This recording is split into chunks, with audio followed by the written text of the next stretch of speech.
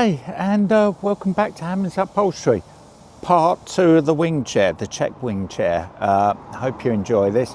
This may be the last video before Christmas. I've got other things to be going on, and I hope to get done early for Christmas so I can have a good break. We'll be back in the new year. We've got plenty going on.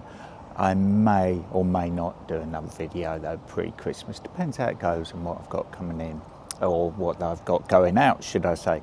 So let's take a little walk through and then we'll get on with showing you part 2 of the video. Okay, so what have we got going on?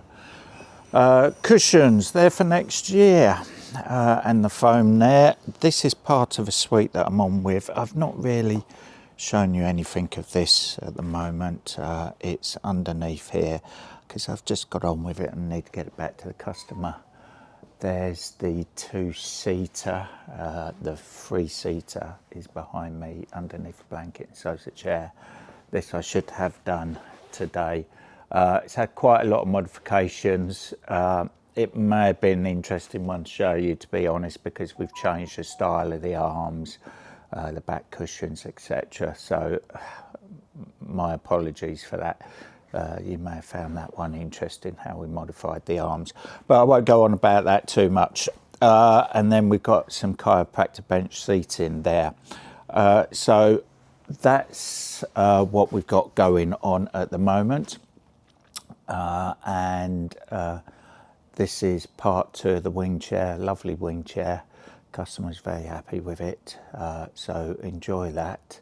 And if I don't see you before Christmas, have a great holiday, and I'll see you in the new year. Bye bye, enjoy the video. Okay, right. So let's try and get these outside wing and arm on before my battery runs out. We've got the outside of the wing. It's sewn up with the piping around it, so we're going to do it as it was done originally. So we're going to put a little bit of Lux Bond on here.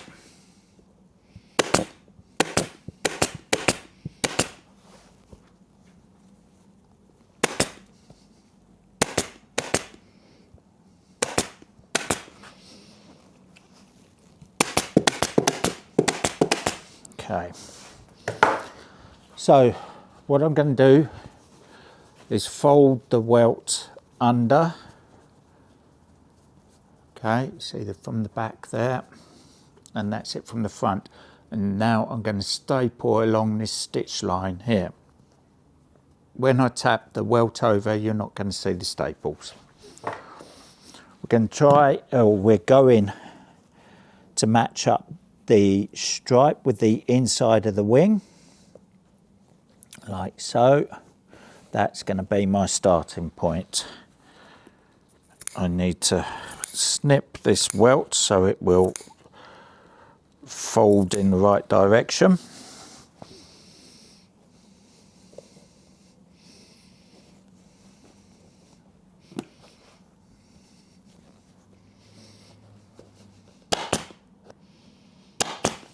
Okay,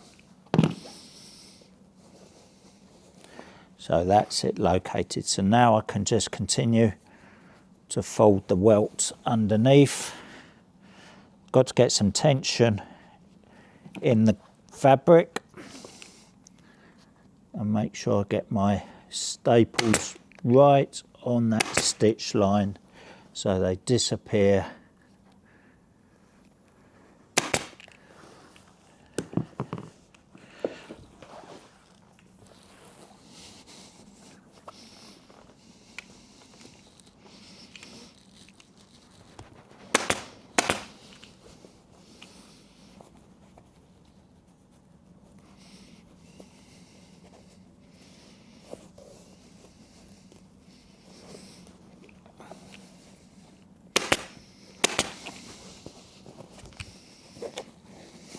Okay, so that's the wing on in position, and now I can finish stapling it on by running staples every sort of ½ inch around along that welt.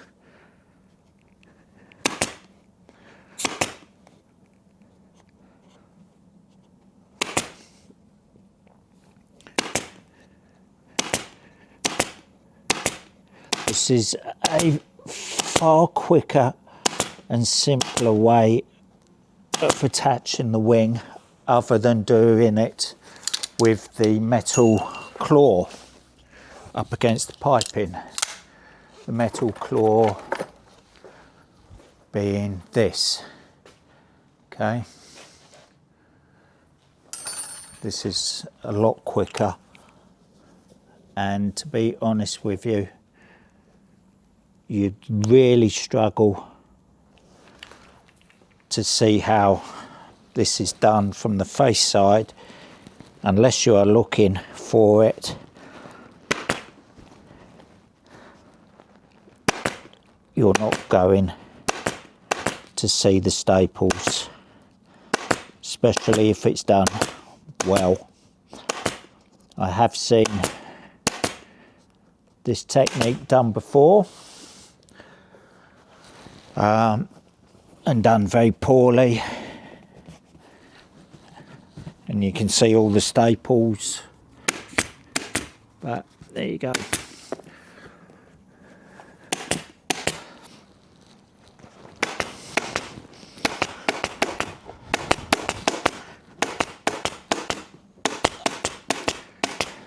Pay peanuts, what do you expect? My customers aren't paying peanuts, they're expecting quality, so that's what we're going to give them.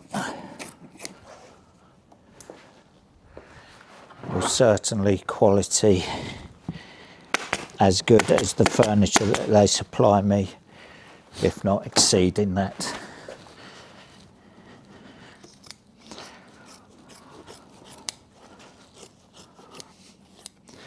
You'll have seen in some of my previous videos some of the poor attempts at upholstery that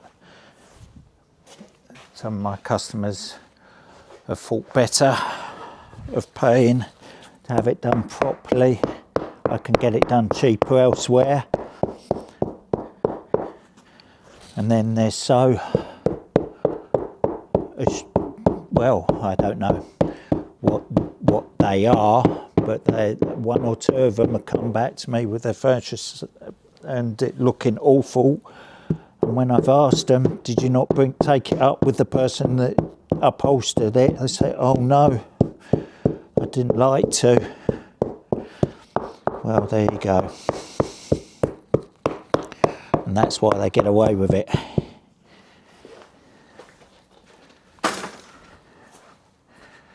So, the wing's on.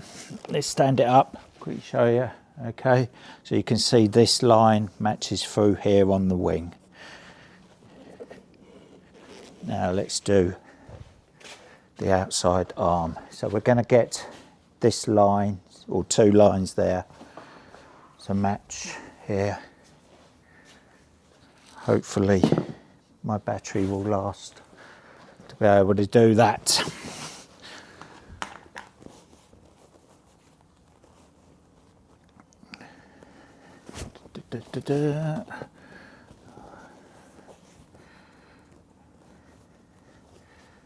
Okay, of course this is the opposite arm, so trying to get it to match is not easy.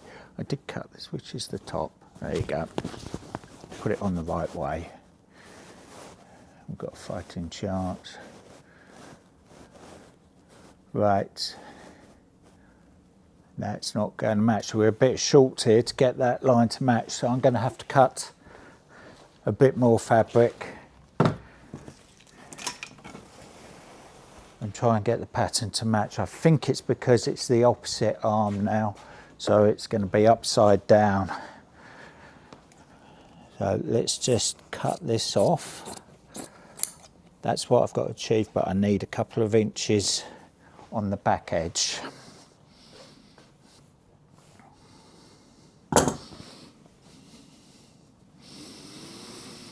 Yeah, it is upside down. Okay. Never mind. We will overcome.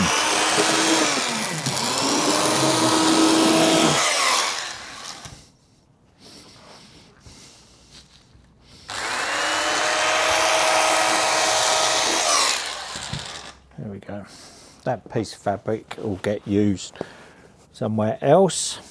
There we go. Now we can get it to match. Even though it's upside down, well, it's not. If you think about it, the fabric's going over the arm, so if it's upside down here, but it's right on the inside of the arm, it's the right way up. So yeah, bit weird, but it is what it is.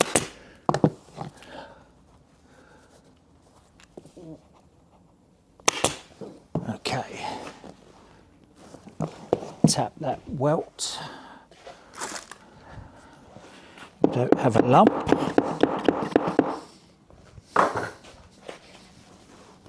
Okay. Then we'll get a cardboard back tacking strip to back tack along there.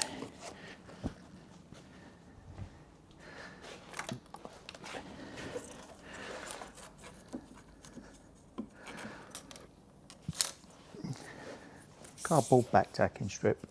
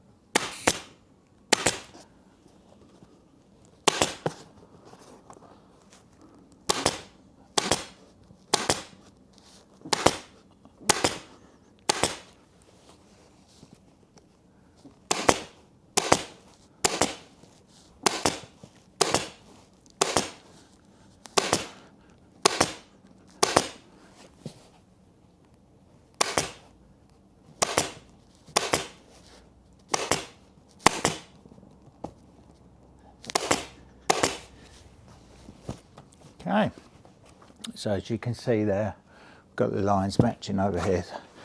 So some 1/4 inch foam.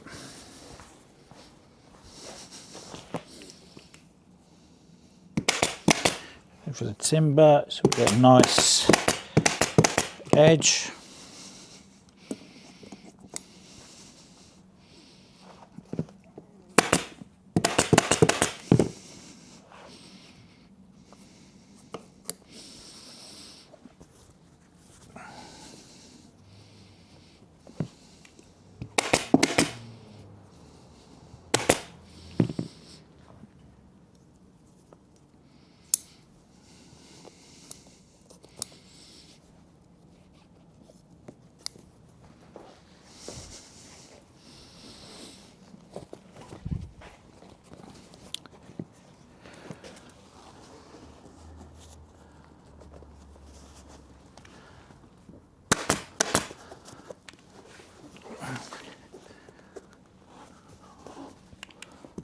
Get over nice and even.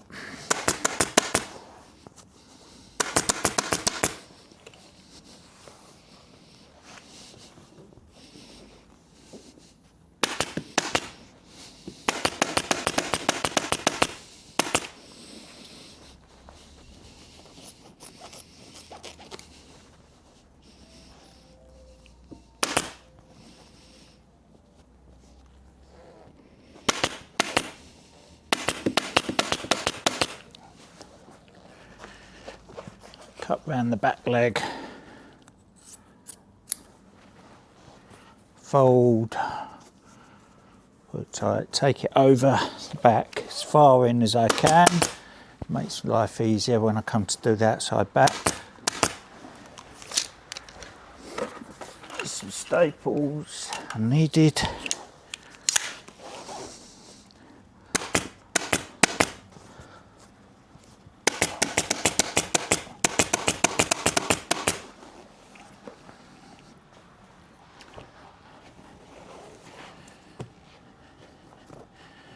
Make a little cut here to release the fabric to go around the front of the arm.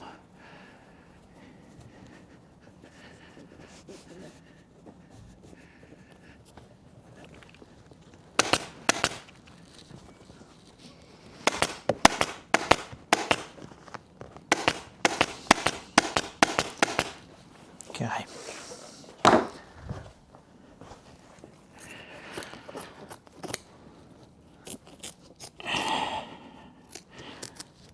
Rush that a little bit, but it's come out okay.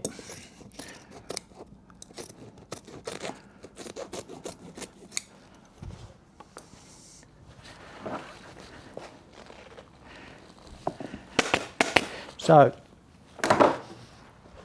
outside wing, outside arm. So this actually continues the right way over, but this is the cut-off line, so this goes this way and that goes the right way to keep these stripes on the same side. So this bit of fabric is upside down.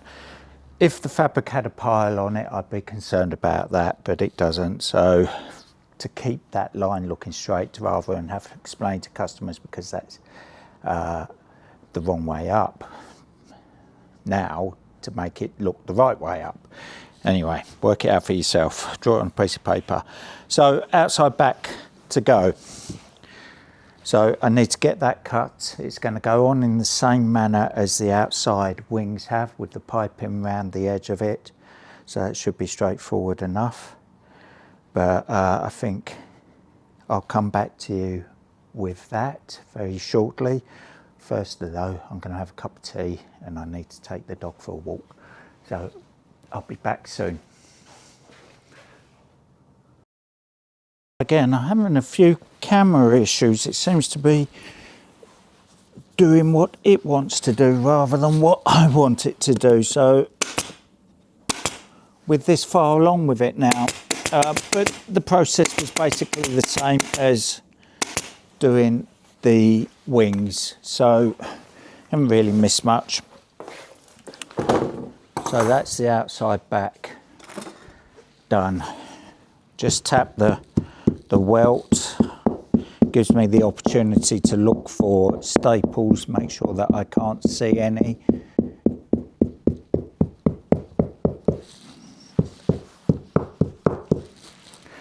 I'll just go right the way around.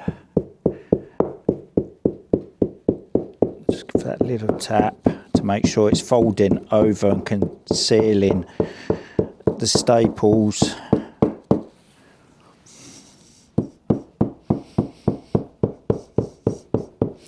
So the next item on this chair is the facings. Not the last item, but the next item, because I've still got to put the bottom cloth on it.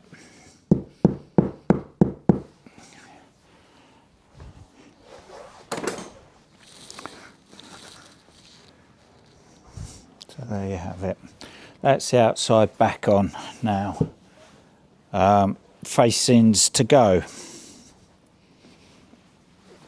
Spin that round. Facings to go. Let's slide that back. Right, the facings. They're cardboard facing with these facing clips, panel fasteners. I'm not going to use them because they're bent. Obviously in removing them they've got damaged, which does happen. So we'll take them off and we'll use a pin gun to fasten these panels back on. But first off, I need to strip them.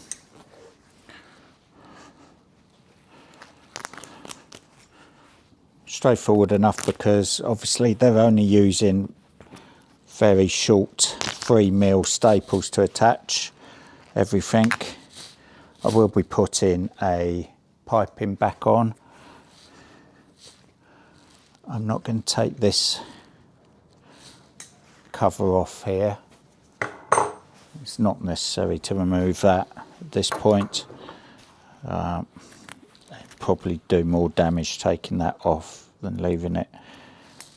But I will snip these panel fasteners off. So just the edge of my ball nose pliers and snip. Try not to shoot myself in the face with it when it pops off. So I'll get the other one prepped, spin the camera around, and then you can join me whilst I cover these. Okay, so that won't be too long. So just give me a minute and I'll be back. Okay, so here we have the facings. We've got the cover, we've got the facing. The staple gun's got 3mm staples in it at the moment. I may change them out in some areas for slightly longer staples so that we're getting the penetration in to the cardboard.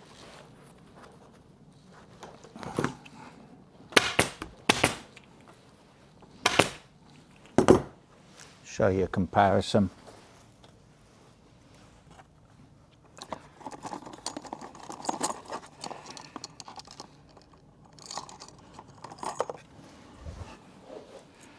Hopefully you can see that. 3mm, 6mm. So anyway, let's carry on with this. So we make sure we get the line nice and straight. We're not going to, or I'm not going to be able to pattern match the facings with the arms, but I can pattern match the facings to each other.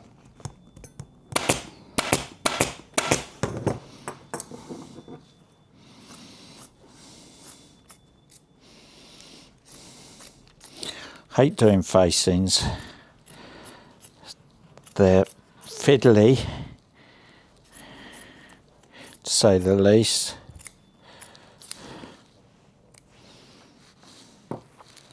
And a lot of effort for what they are. There you go. So I need to change out staples for the longer ones around the top. So that staples just come out, which I suspected it would do.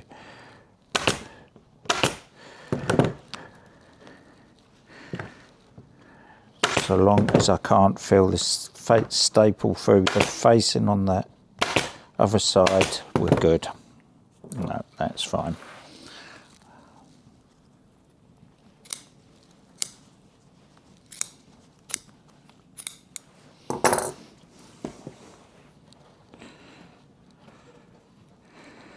Try to keep our stripes horizontal. Across the facing.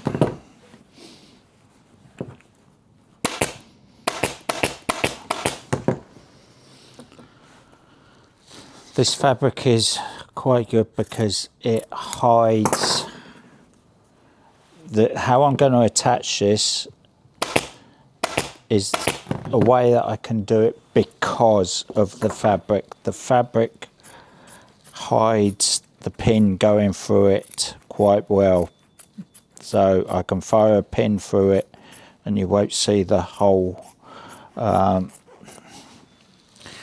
Unfortunately, you can't do that with every fabric you use.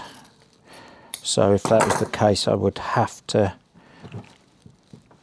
reuse panel fasteners, which would mean taking the old ones out and replacing them because they are damaged anyway. But because of the fabric I'm using, I'm not having to do that. So that's facing without the piping on it, and we've got a flap at the bottom. This goes underneath the chair.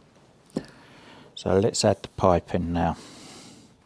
So when I'm adding the piping, you will see here by the profile that the piping has a P shape to it.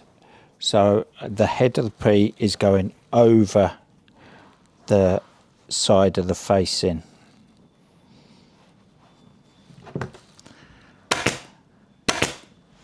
I could do that all the way around. No point putting the 5-pin on if you can't see it.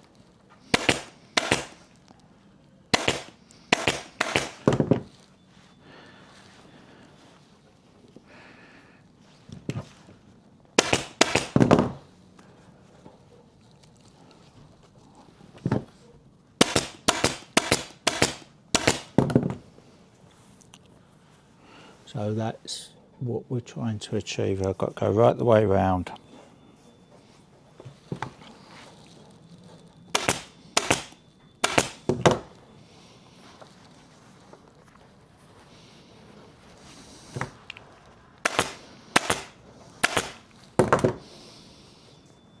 Can get quite bulky up here because we're getting quite a few layers of fabric around the top. So we try and staple them down nice and flat.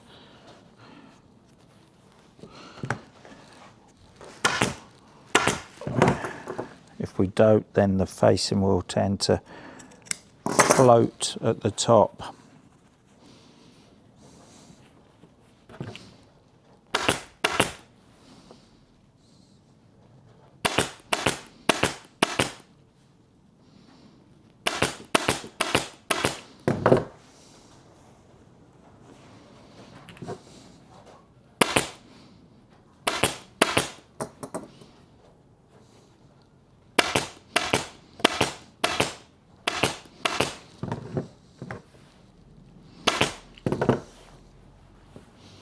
Okay.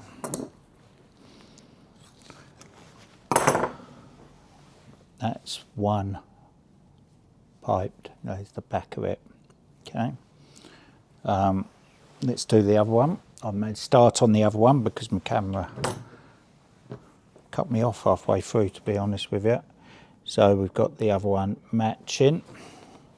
There you go. Hope I'm holding them in the right place so you can see the stripes matching. Okay. Might not be able to match it to the stripe on the arm of the chair itself, but we can at least have matching facings.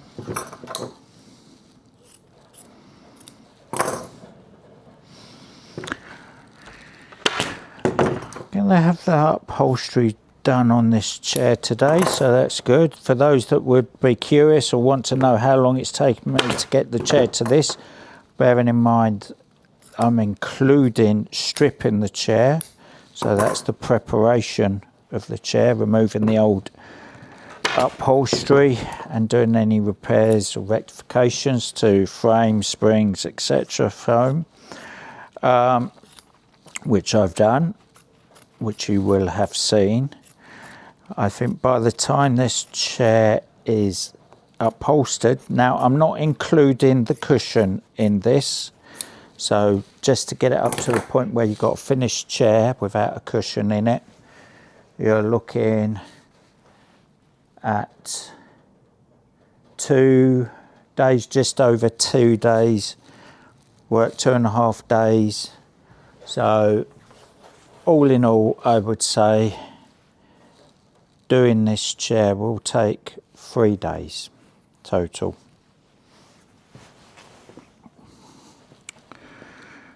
So there you go.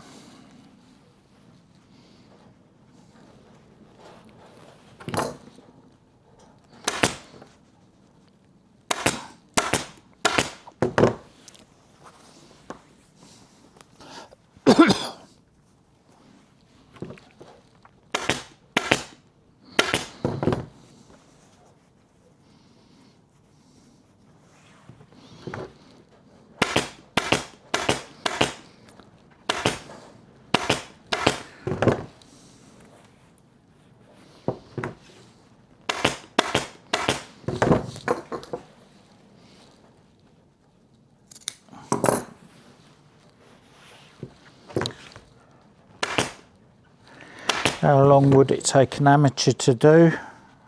I wouldn't recommend an amateur even attempt it, quite frankly, because you're not going to get the level of finish. But if you want to have a go, you tell me how long it's taken you to do your chair.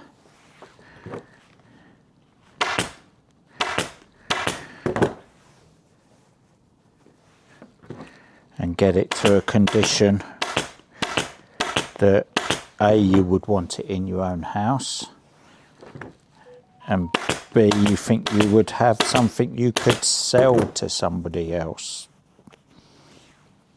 to have in their house. Right, that's the two facings done now. Let's try and show you them. Okay, two facings done. Now need to be attached to the chair. So let's move the camera and we'll get these pinned on. Okay, so we changed to our pin gun, or my pin gun. 1 inch brads, actually probably just over 1 inch. 1 inch fine brads.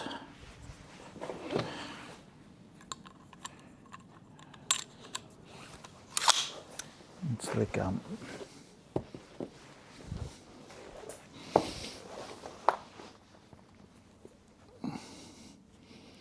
Okay. A little long. I hate it when companies do this. They always tend to make their facings too big, in my opinion. I have been known to slim facings down.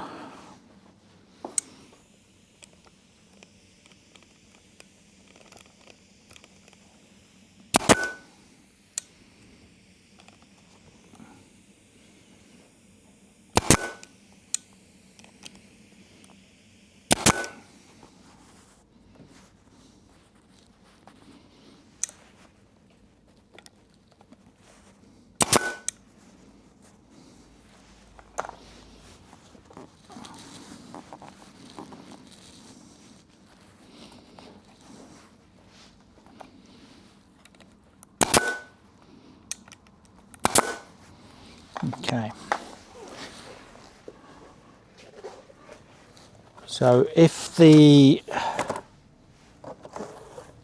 brad has just created a little indent into the fabric, just get a needle and release it from the reverse of it. But as you can see there, no issues there. That's gone on nicely.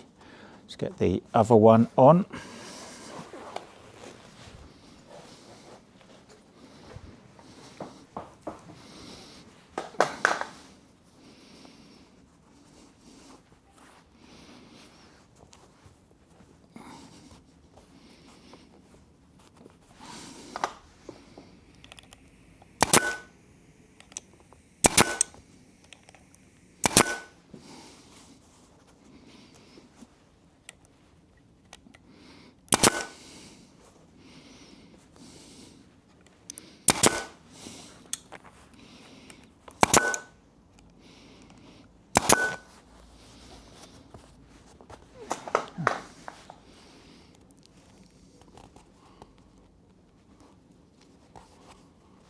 Okay.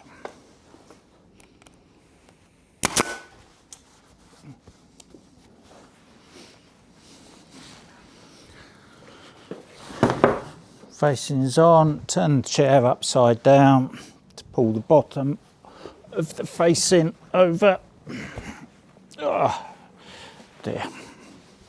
Let's get this round here.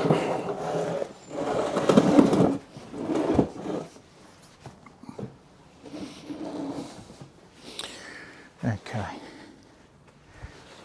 Back to me standard gun.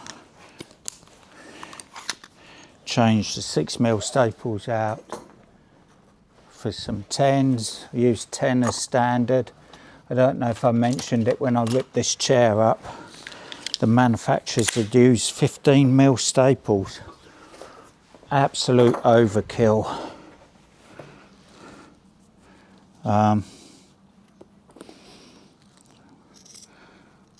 Didn't make it any easier to rip up, I can tell you.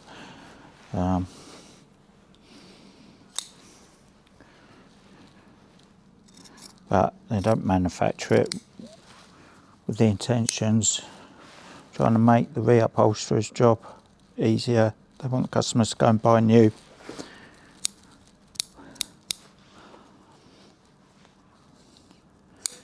You can tell different upholsterers have done different furniture.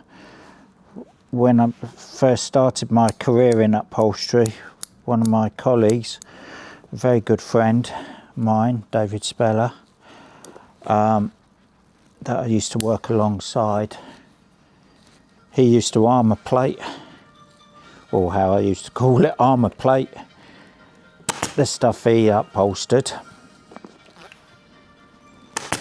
So many staples. Right, my phone's ringing, so I'll be back shortly. Sorry about that. So, strip the piping cord out of the piping. We want to eliminate as much bulk underneath where this foot screws into.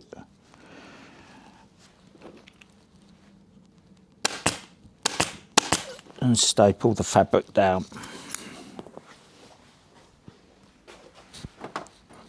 Gonna give that a good tap to get it as flat as possible. On the opposite side of it, I'm going to add a little bit of cardboard packing to level up the leg, because of the welt and so on that's there. So just get this, it doesn't need to be a lot because the fabric's relatively thin, but if I put 2 layers of this on the opposite side underneath the bottom cloth, then the leg should stay level and screw in nice and tight and not move, which can damage it. So same on this side.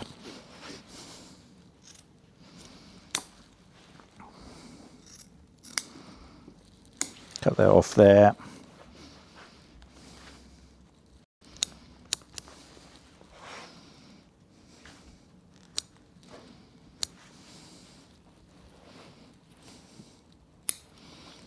Don't want to break any more stitching than we have to.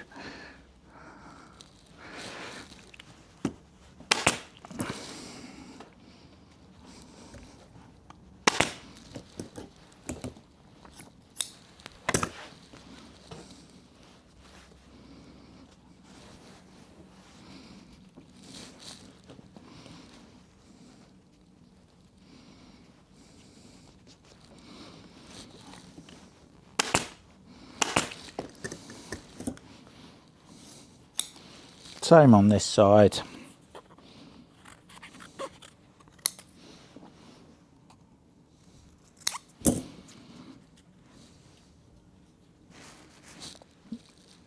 Sometimes the legs come with packing discs, which are fine, but all they tend to do is they still sit on the lump and then tilt. So that, in my opinion, will work just as well, if not better. So bottom cloth to go. Then we can put the legs on.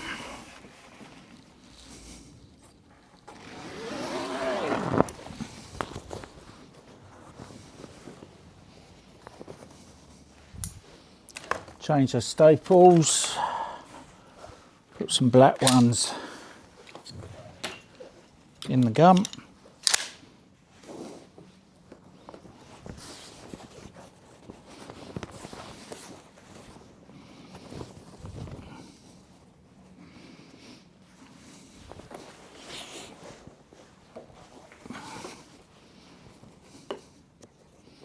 It's just as important the bottom cloth is done neatly. Again, it's what the customer sees. I can see. So sorry I got my back to you.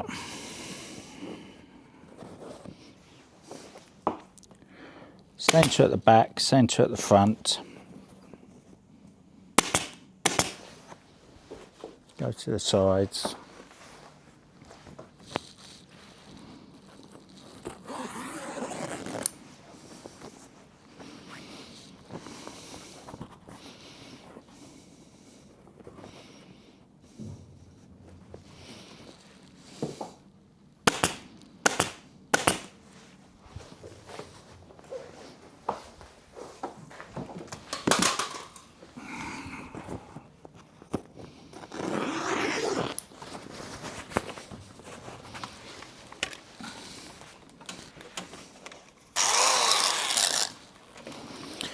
Sorry about that, my foam knife just fell on the floor. Need to get that out of the way before it gets damaged.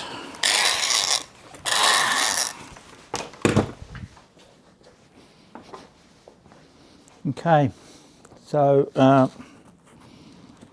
bottom on, and then we can get the leg screwed on.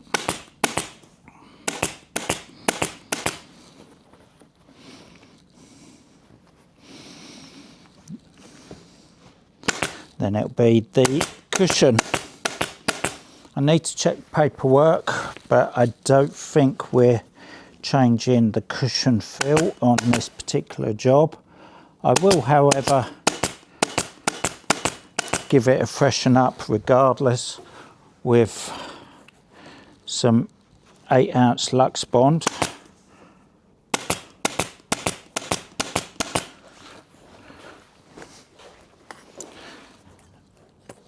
But you don't need to see me sewing the cushion up. You've seen that plenty of times in previous videos. So I will get this on its feet, get the cushion cut and sewn. I was hoping to do that today. There's been a lot of interruptions today, so that hasn't happened.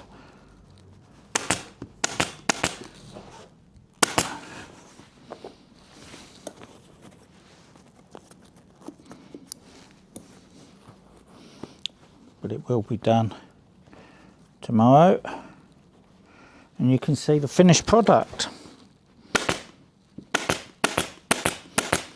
Then I've got to do the box ottoman that goes with it.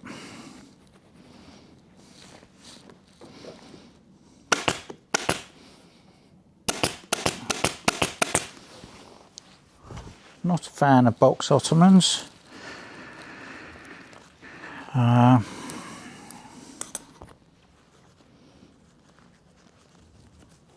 Again, a lot of work involved, and this one has skirts on it. Again, I need to check my paperwork to see whether I am replacing it with skirts. Sometimes the customer don't want skirts put on and back onto them, generally because the skirts do tend to date them a lot. And secondly, skirts use a lot of fabric, and therefore that reflects in the price of doing the ottoman. So let's find the legs, get them screwed in, get it on its feet for you. But like I say, I'll get the seat cushion done, come back to you and show you it completed, but you'll get to see it without the cushion in it now.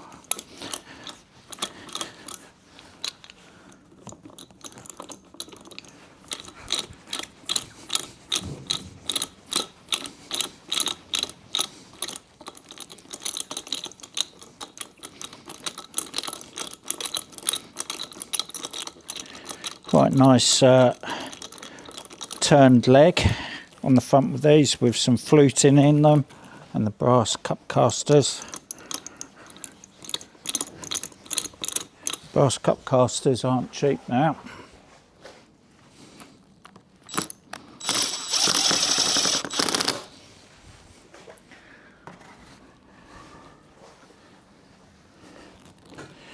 There you go. Move that out of the way.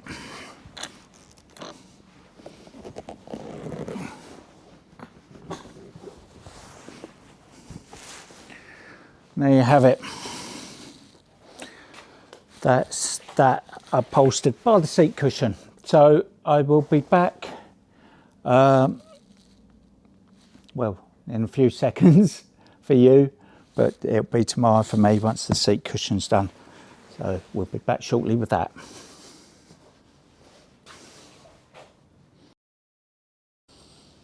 Okay, as promised, chairs behind me, excuse me, I'm eating a flapjack.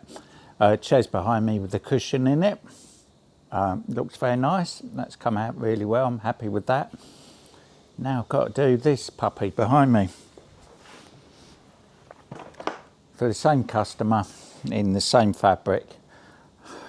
And I'm not really looking forward to it. I've got to put skirts on it of some sort. Don't like this style of skirts, to be honest with you. It's very fussy, so we're going to simplify that. So I need to get that stripped. Let me turn you around so you can see a bit more. Okay, let's start off with the chair. There you go. That's done. Looks very nice, I think you'll agree.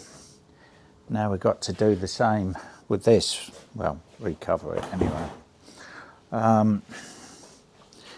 Yes, I don't like doing these things. A lot of work. Anyway, so I'll get this ripped up and come back to you. I think I can do it in 3 parts. So obviously the top needs upholstering, top and the inside, as they've got done here. I may just do the inside of the lid in lining cloth because of shortages on the fabric. And then we got the base. Now this is back tacked on this edge here. Not too much of an issue, but we're not going to do skirts like this. If I'm going to put skirts on it at all, I'm going to put full width skirts on it. So let me get this ripped up and we'll get back to you with the progress on this one.